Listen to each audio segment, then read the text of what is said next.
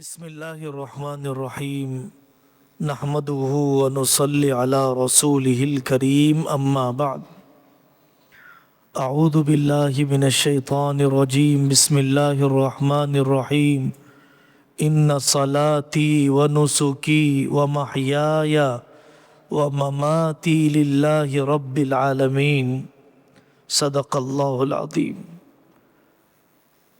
اکابر پہنچ جائیں گے ابھی 15 منٹ میں انشاءاللہ. اس وقت تک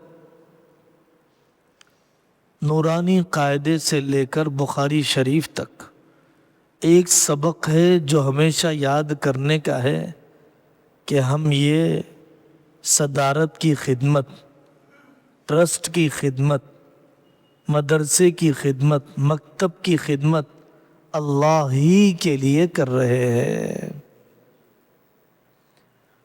حضرت ابو ہریرہ رضی اللہ عنہ، حضرت عبداللہ بن مسعود رضی اللہ عنہ وہ روایت سناتے تھے، سب سے پہلے جن کے ذریعے سے جہنم کو دہکایا جائے گا وہ قاری ہوگا، وہ سخی ہوگا، وہ مجاہد ہوگا. اور روایت سنانے سے پہلے بے ہوش ہوتے تھے کئی مرتبہ. جہنم کسی شرابی جواری سے دہکائی نہیں جائے گی، ریاکار سے دہکائی جائے گی. عہدیداری کے رخ پر نہیں چلنا ہے، ذمہ داری کے رخ پر ہمیں چلنا ہے. دو مزاج الگ ہوتے ہیں میرے بھائی. عہدیداری کا مزاج الگ ہے، ذمہ داری کا مزاج الگ ہے. میرا عہدہ ہے صدارت، چلو کھڑے ہو جاؤ میرے سامنے. میرا عہدہ ہے جنرل سیکریٹری کا، آپ نے پوچھا نہیں مجھے، پوسٹر میں نام نہیں لکھا آپ نے میرا. یہ عہدیداری کا رخ ہے، ذمہ داری کا رخ. ایک صدر صاحب آئے، مولانا ایک تاریخ کے آنے سے پہلے رات میں پہنچ جاتا ہوں عملے کو ان کی تنخواہ دینے کے لیے. ذمہ داری کا رخ. میرے اسٹاف کی بیوی بیمار ہے، میں نے اپنی گھر والی کو بھیج کر خدمت کر دی. ذمہ داری کا رخ. میرے گھر میں آم آ گئے، میرے مدرسے میں آم آئے یا نہیں آئے، یہ ذمہ داری کا رخ. حضرت ہردوئی رحمت اللہ علیہ فرماتے تھے اگر ایک بچے کی چادر بھی سردی کے زمانے میں ہٹ گئی اور وہ ٹھٹرتے ہوئے سو گیا، ابرار الحق کی گردن قیامت کے دن ناپی جائے گی. ذمہ داری کا رخ. جس ٹوائلٹ میں بچے جاتے ہیں کیا میں اس ٹوائلٹ میں جا سکتا ہوں؟ کیا جو کھانا اسٹاف کھاتا ہے کیا وہ کھانا میں کھا سکتا ہوں؟ کیا جس تنخواہ میں اسٹاف کا گزارا ہوتا ہے کیا میرا اتنے میں گزارا ہو سکتا ہے؟ ذمہ داری کا رخ بالکل الگ ہوتا ہے. حضرت عمر کی زندگی کو یاد کیجئے، عمر بن عبدالعزیز رحمۃ اللہ علیہ کی زندگی کو یاد کیجئے. سالانہ جلسے میں اسٹیج پر نہیں بٹھایا، کرسی نہیں رکھی آپ نے میرے لیے. یہ عہدیداری کا رخ. ذمہ داری کا رخ یہ ہے کہ طلبہ پہنچے کیوں نہیں، میں جاؤں گا اس طالب علم کے گھر پر، فلانا اسٹاف ناراض ہے، منانے کے لیے پہنچوں گا. میں نے وقت دیا نہیں، کیوں لکھا آپ نے میرا نام پوسٹر میں؟ سال میں ایک بار بھی میں نے ادارے کے مسائل کو وقت نہیں دیا. مسائل کو وقت دیے بغیر مسائل حل کیسے ہوں گے؟ ذمہ داری سیکھ کر کرتا ہے آدمی، سیکھنا پڑے گا. میں پریزیڈنٹ ہوں، میری ذمہ داری بتائیے. میں جنرل سیکریٹری خازن ہوں، ٹریزرر ہوں، میری ذمہ داری بتائیے. قبرستان بھی مثالی کیسے ہوتے ہیں جا کے دیکھ کر آئیے جہاں پر قبرستان مثالی ہے. کس مدرسے کے ریک میں چپل سلیقے سے رہتے ہیں سیکھ کر آئیے.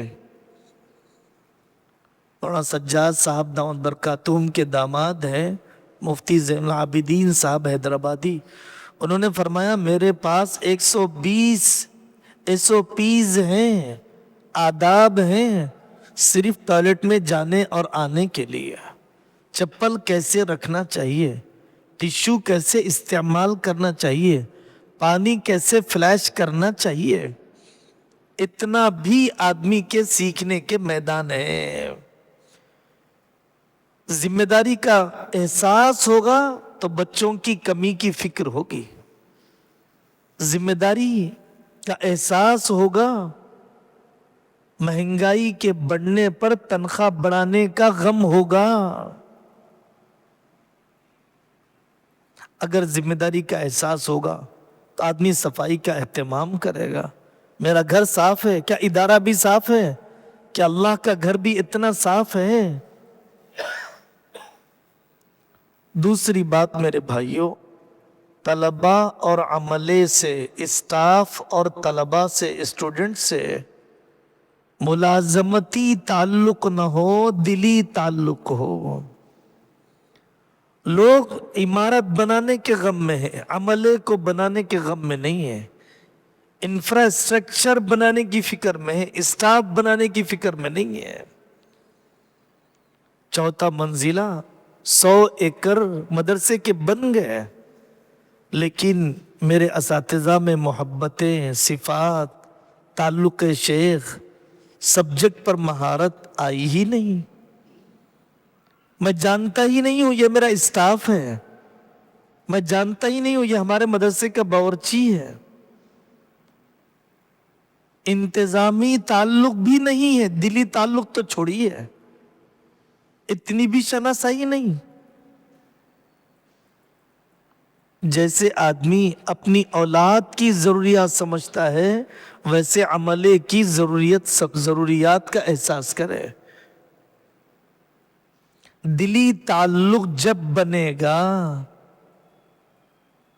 دلی تعلق اسٹاف سے جب بنے گا جبکہ ہم مدرسے سے اپنی آخرت بنانا چاہیں گے، دنیا نہیں بنانا چاہیں گے. جبکہ ہم اپنے اسٹاف کو، اساتذہ کو، معلمین کو معاون ہی نہیں محسن سمجھیں گے. یہ مولوی صاحب، یہ معلمہ مجھ پر احسان کر رہی ہے. اگر یہ بھی کسی کاروبار میں لگ جاتے میری طرح، یہ بھی کسی دکان کھولنے میں لگ جاتے میری طرح، تو پھر دین کی خدمت کون کرتا؟ بستیوں کا تصور کرو علماء کے بغیر، علاقوں کو سوچو مدرسوں کے بغیر، جنگل محسوس ہوں گے.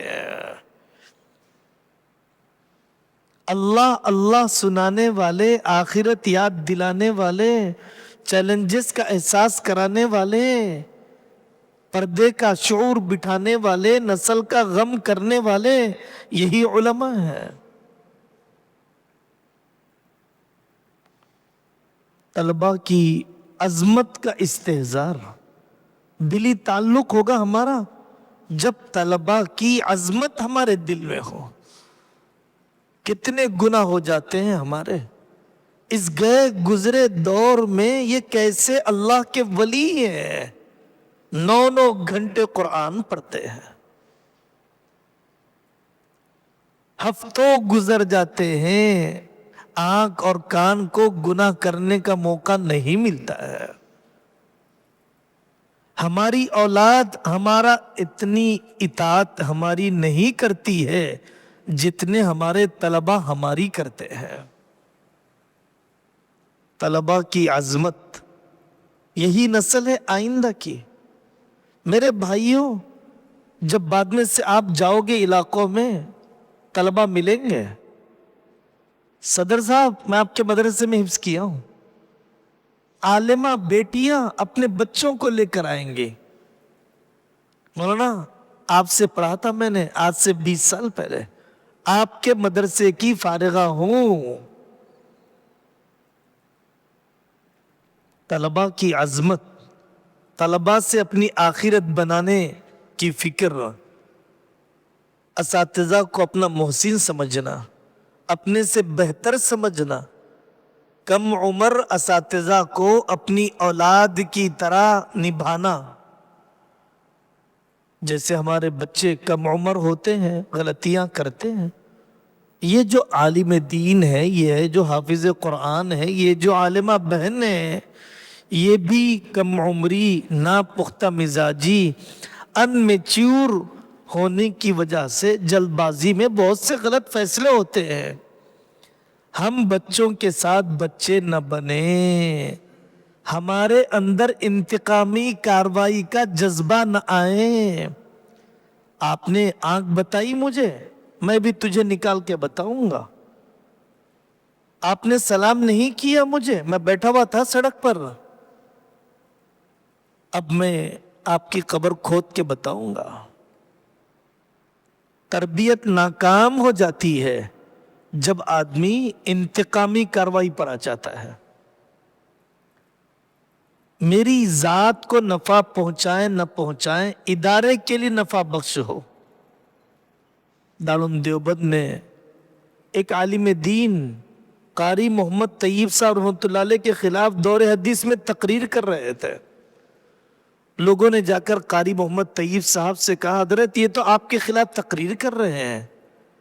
قاری صاحب رحمۃ اللہ علیہ نے پوری تقریر سنی ان استاد صاحب کی، پھر اس کے بعد فرمایا، بھائی انہوں نے جو کچھ کہا مجھے کہا، لیکن وہ ادارے کے حق میں مفید ہے، میں ان کو نکال نہیں سکتا.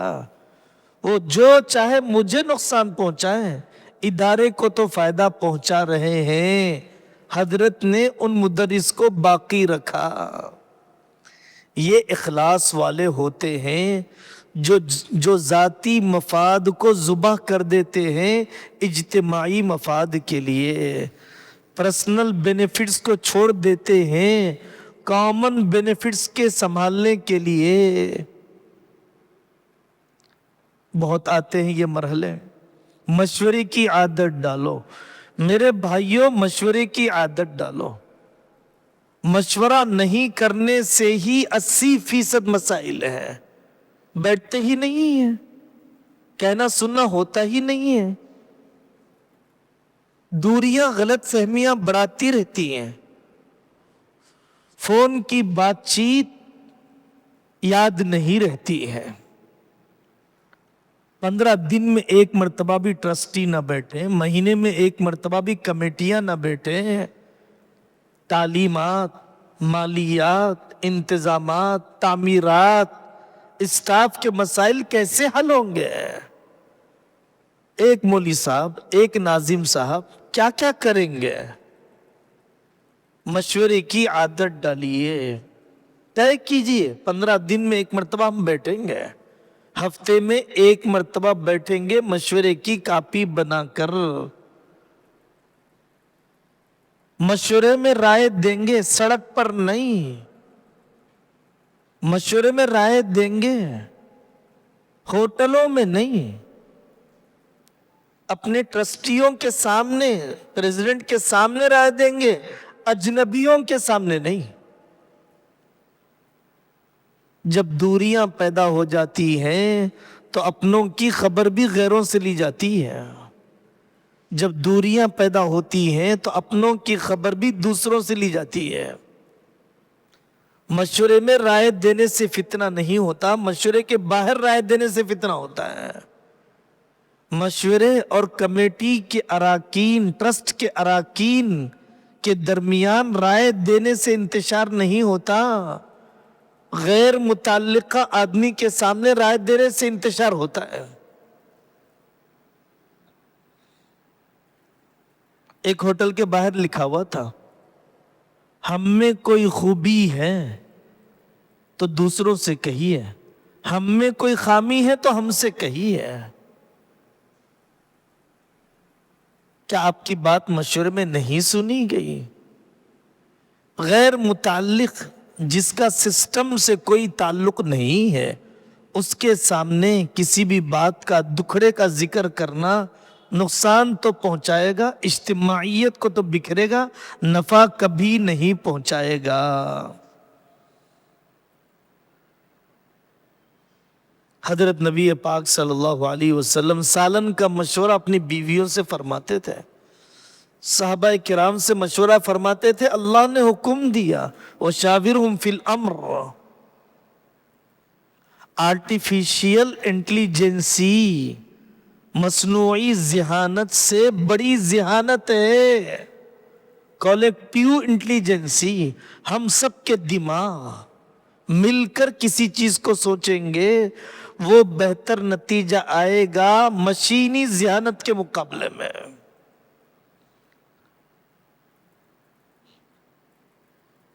گاڑیوں میں ہوا برابر ہوتی ہے تبھی گاڑیاں چلتی ہے، فکریں سارے ٹرسٹیوں کی برابر ہوں تبھی ٹرسٹ کی گاڑیاں چلتی ہے، ورنہ کرنے والے کرتے ہیں، بچنے والے بچتے ہیں، پیسنے والے پیستے ہیں، بچنے والے بچتے ہیں۔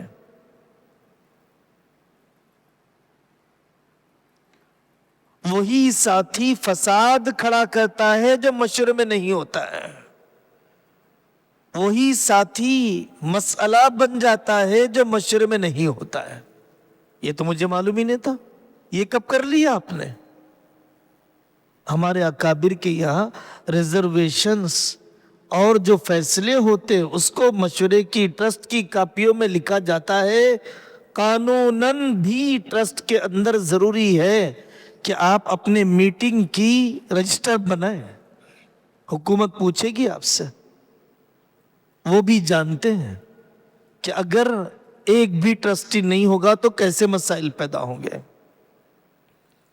ہر ٹرسٹی کو چاہیے کہ وہ اس دینی ماحول سے فائدہ اٹھائے۔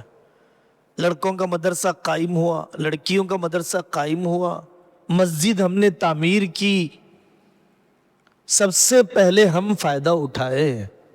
میری فجر کی نماز اس مسجد میں ہو، سب سے پہلے میرے بچے اس مکتب میں آئیں، سب سے پہلے میری بیویاں علم حاصل کریں، سب سے پہلے میری والدہ اس کی طالبہ بنیں، سب سے پہلے میں نورانی قاعدہ پڑھوں گا۔ صدر صاحب کا قرآن نہیں ہوا، میں پڑھوں گا پہلے۔ گھی بانٹنے سے صحت نہیں بنتی، گھی کھانے سے صحت بنتی ہے۔ دوا بانٹنے سے صحت نہیں ملتی، دوا کھانے سے صحت ملتی ہے۔ ریٹائرڈ ہو گئے ایک صدر صاحب، تو انہوں نے بتلایا، کئی ایسے لوگوں کو دیکھنے کا موقع ملا کہ روزانہ جو تاریخ ہوتی ہے اس تاریخ کے مطابق پارہ پڑھ لیتا ہوں، اور 29ویں تاریخ کو 30واں پارہ بھی پڑھ لیتا ہوں تاکہ اگر چاند نکل جائے تو کل پہلا پارہ شروع ہو۔ مدرسے سے تعلق کی وجہ سے فائدہ اٹھایا، صرف چودراہٹ جتانے کے لیے مدرسے میں نہیں آیا، صرف اپنے عہدے کی نمائش کے لیے ادارے میں نہیں آیا۔ دینی ماحول سے فائدہ اٹھاؤ میرے بھائیوں، اپنے بچوں کو جوڑو مدرسے سے، اپنے داماد کو جوڑو، اپنی بہوؤں کو جوڑو، ورنہ علاقے کے کونے کونے سے لوگ آ کر فائدہ اٹھا لیں گے اور ہمارے گھر میں اندھیرا رہے گا۔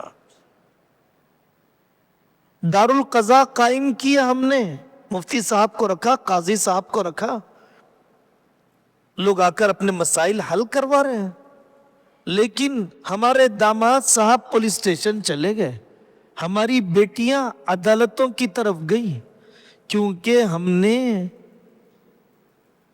ان کو شریک مشن نہیں کیا، شریک حیات کو شریک تحریک نہیں کیا۔ خاندان اور خون ایک ہے، فکر ایک نہیں ہے۔ خاندان اور خون ایک ہونے کے ساتھ فکر ایک کرو گے تب جا کر اجتماعیت پیدا ہوگی۔ مذاکرے ہیں بڑی عمر میں پڑھنے والے علماء کے واقعات موجود ہیں۔ ہمارے بڑوں نے کتنا وقت دیا اپنی ماؤں کو، مولانا منیر صاحب کالینہ رحمۃ اللہ علیہ کی بات سنائی جاتی ہے. ان کی والدہ نے ایک مرتبہ کہا منیر تم نے کہا تھا نا سورہ ملک پڑھنے سے قبر کا عذاب نہیں ہوتا, سن لو میں نے سورہ ملک یاد کر لیا. ایک عمل میں تو اضافہ ہو مدرسے سے تعلق کی وجہ سے. ساری طالبات نے اپنی زکوٰۃ ادا کی, زکوٰۃ ادا کرنے کے مسائل سے واقفیت, لیکن میری بیوی کو ہی زکوٰۃ ادا کرنے کے مسائل سے واقفیت نہیں. کیا ہمارے گھروں میں شرعی پردہ زندہ ہو گیا؟ کیا ہمارے کاروبار سے حرام نکل گیا؟ خود دینی ماحول سے فائدہ اٹھائے, آخرت کی فکر میں ترقی ہو گئی. کل ہم تھے دودھیڑا میں. دودھیڑا ایک علاقہ ہے سدھی پیٹ سے پہلے. سڑک کے کنارے بہت قیمتی زمین ایک صاحب نے وقف کی. صدر صاحب چوکیداری کرتے تھے مدرسے کے مین گیٹ کے پاس. آج سے ہم 18 سال پہلے وہاں سے گزر رہے تھے. ضیافت کا انتظام کیا گیا, کھانے لگے تو ہم نے کہا وہ بڑے میاں کوئی بلا لو, چپراسی صاحب کوئی بلا لو. تو ہمیں حافظ عبد المجید صاحب وہاں کے ناظم ہیں, انہوں نے کہا مولانا وہی صدر صاحب ہیں, وہی یہ قیمتی زمین وقف کرنے والے ہیں. کیسے لوگ تھے نیکیاں کر کے چھپانے والے, یہاں نیکیاں کر کے چھپانے والے. تکلیف ہوتی ہے پیٹ میں نیکی کے اظہار کے لیے. دینی ماحول سے فائدہ اٹھانا, دینی ماحول سے فائدہ اٹھانا. بڑے بڑے اللہ والے آ رہے ہیں, بیت کا تعلق قائم کر لیا, کھانا بھی کھلائے. حضرت کچھ نصیحت کر دیجئے, عمل کر کے آپ کو اطلاع دوں گا, عمل کر کے آپ کو اطلاع دوں گا. ایک نصیحت کر دیجئے میری گھر والی کو, نصیحت کر دیجئے میرے بچے کو, شکایت مت کرو اپنی اولاد کی. اللہ والوں سے مخلہ بتبع ہو کر سادے دل سے اللہ والوں سے اللہ ہی کو پانا ہے. اللہ والوں کے پاس بھی دنیا حاصل کرنے کے لیے مت جاؤ, اور دنیاوی مسائل کے حل کرنے کے لیے بھی مت جاؤ. کمی تو اللہ سے تعلق کی ہے. اپنا کاروبار بتائیں علماء کرام کو, اور بتا کر اپنے کاروبار کو درست کریں. حضرت ہردوئی رحمۃ اللہ علیہ فرماتے تھے کہ شریعت اور حکومت کے قانون کی خلاف ورزی نہیں ہونا چاہیے. شریعت اور حکومت کے قانون کی خلاف ورزی نہیں ہونا چاہیے. حضرت ہردوئی فرماتے تھے کہ مدرسہ کھولتے ہی ایک محاسب اور ایک معلم رکھ لو. معلم ٹیچر, محاسب منشی اکاؤنٹنٹ. ان کے چھوٹے چھوٹے جملے موٹی موٹی کتابوں کا نچوڑ ہے. کل ہی ایک صاحب نقل کر رہے تھے, حضرت ہردوئی فرماتے تھے سرپرست بمعنی حاکم, میں پورے اختیارات لوں گا اس کے لیے تو میں تیار ہوں. سرپرست بمعنی مشیر, صرف مشورے دینے کے لیے, اس کے لیے وقت نہیں دینا چاہتا میں, اس کے لیے وقت ضائع کرنا نہیں چاہتا. اب نام لکھ دیں گے سرپرست حضرت شاہ ہردوئی اور دھاندلیاں کرتے رہیں گے آپ. سرپرست بمعنی حاکم, پورے فیصلے میرے ہاتھ میں, میں تیار ہوں. سرپرست بمعنی مشیر, میں اس کے لیے تیار نہیں ہوں. حضرت ہردوئی رحمۃ اللہ علیہ فرمایا کرتے تھے دینی ماحول سے فائدہ اٹھانا. قاری صدیق صاحب رحمۃ اللہ علیہ کی گھر کی عورتوں نے, مولانا الیاس صاحب رحمۃ اللہ علیہ کی گھر کی عورتوں نے کتنی خدمت کی آنے والے بچوں کی. دارالعلوم دیوبند کی جب بنیاد رکھی گئی, چندہ شروع ہوا روپیہ 2 روپیے کا, تو سب سے پہلے ٹرسٹیوں نے, شورا کے ذمہ داروں نے, بانیوں نے اپنے اپنے پیسے ڈالے. بہت تھوڑی سی رقم, کیا اخلاص تھا کہ 150 سال سے زیادہ گزر گئے. میرے بھائیوں خوب یاد رکھو, دھن سے کام نہیں ہوتا, دھن سے ہوتا ہے. دولت سے نہیں ہوتا, ہمت سے ہوتا ہے. حضرت نانوتوی رحمۃ اللہ علیہ فرماتے ہیں تکمیل نصاب، تکثیر چندہ، نصاب بھی مکمل ہو، چندہ بھی بڑھانے کی فکر ہو۔ جب تعلیمی نظام بہتر ہوگا اللہ تعالیٰ ضروریات کا انتظام ضرور کریں گے۔ حضرت ہردوئی رحمت اللہ علیہ کا واقعہ ہے، مہینے کی 30 تاریخ آ گئی، دینے کے لیے پیسے نہیں، تنخواہیں۔ حضرت نے فرمایا جاؤ بھائی، سارے اساتذہ کا ایک ایک رکوع ریکارڈ کر کے لاؤ کیسٹ میں۔ ریکارڈ کر کے لایا گیا، سب کے رکوع کو سنا، غلطیاں تھی، سب کو بلا کر بتایا بھائی آپ کے قرآن میں یہ غلطی ہے، سب کی اصلاح کی۔ اس کے بعد بیٹھے ہوئے تھے، ایک صاحب موٹی رقم لے کر پہنچے، حضرت یہ ہماری طرف سے۔ حضرت نے فرمایا تبھی تو ہم سوچ رہے تھے، اخلاص اور اصول سے کام ہو، اللہ ہماری ضرورت پوری نہ کرے، کیسے ہو سکتا ہے؟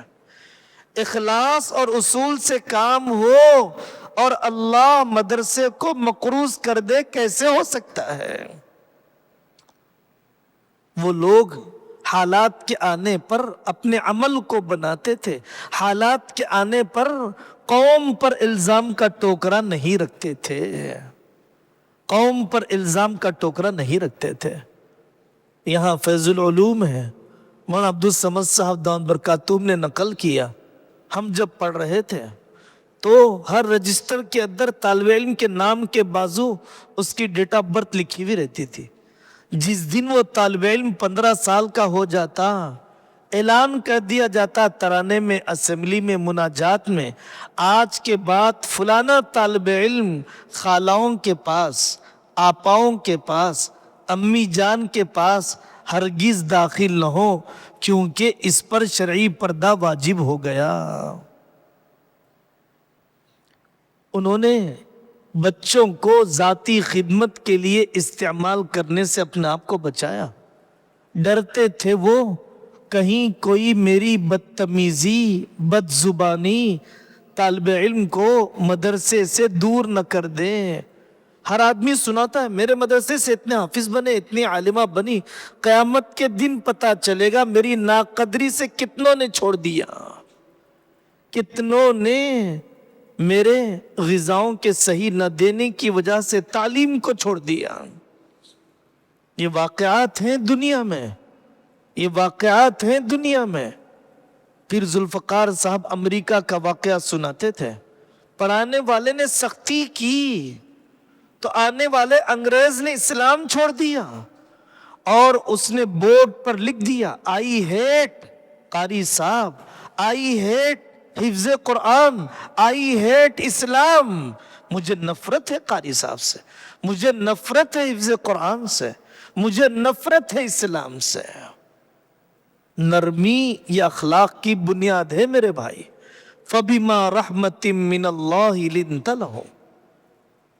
چرچ کی عورتوں کو دیکھ لو، کتنے شفقت کے ساتھ استقبال کرتے ہیں۔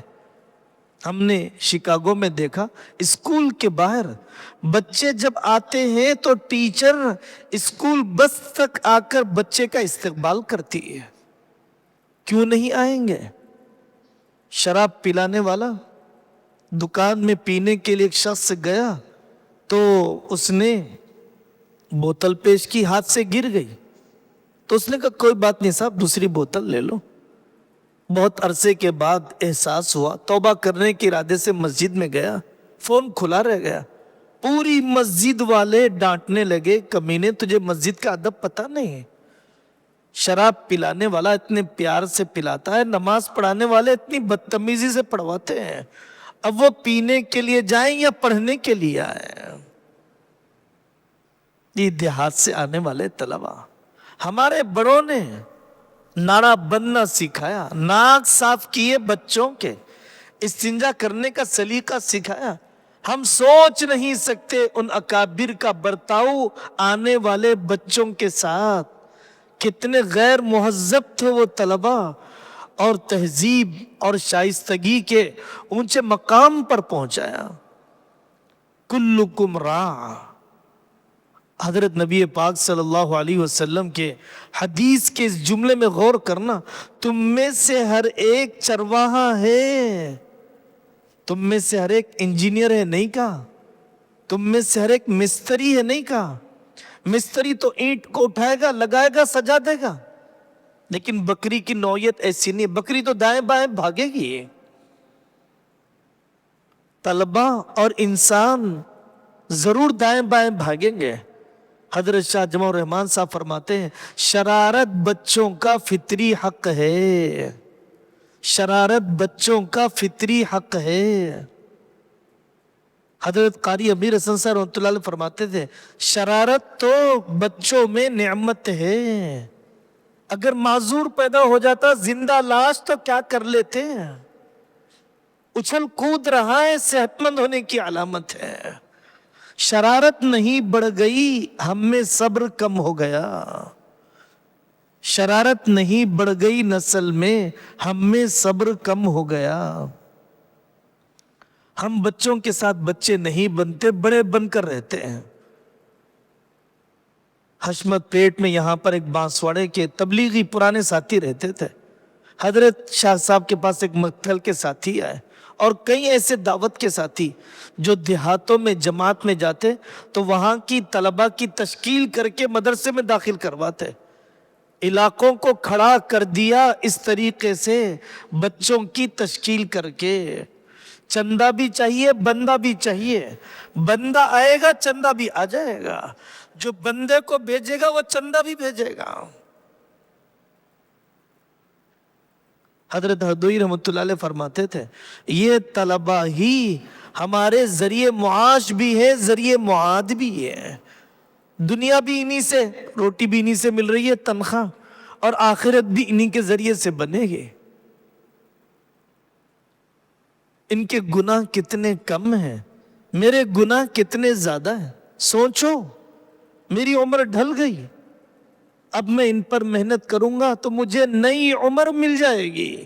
میں نے 15 سال کے بچے پر محنت کی، 10 سال کے بچے پر محنت کی، اگر وہ 50 سال تک جیلے گا میرے لیے صدقہ جاریہ بن جائے گا۔